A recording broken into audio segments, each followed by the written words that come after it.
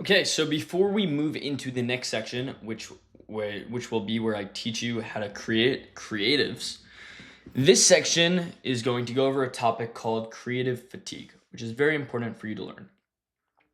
I explained how to set up the campaign, how to test out your ads, see what's working, and then move it to winners. Now, once it's in winners, you can't just assume it's going to work forever, because it won't. Every ad has a lifespan, and every ad will eventually be exhausted and have something called creative fatigue.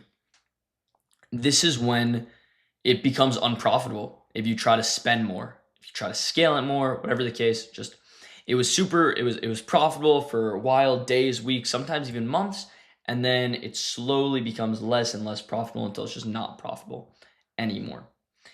This happens with all ads over a long enough time period. No creative is good enough to last indefinitely. And so what you're going to want to do is watch out for this.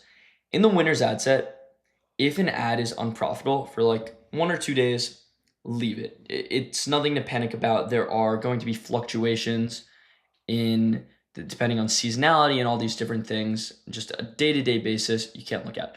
But if an ad is unprofitable for an entire week, then it's time to remove it from the winner's ad set completely.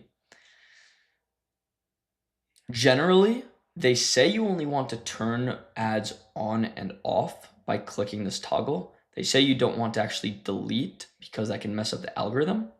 So that's what I would recommend doing. If you get to the point where, because you can only have 50 ads, if you get to the point where you've turned them off and you've filled up all 50 spaces, which will take you a while to do. But once you've done that, then you could create a second winners ad set here. You could create 4 ad sets in a campaign. So you could create a second winners, third winners, and if you exhaust all of those, you could create another campaign. But by that point, you'll probably want to hire someone who's a lot better than you to run it, or you'll have learned a lot more on your own.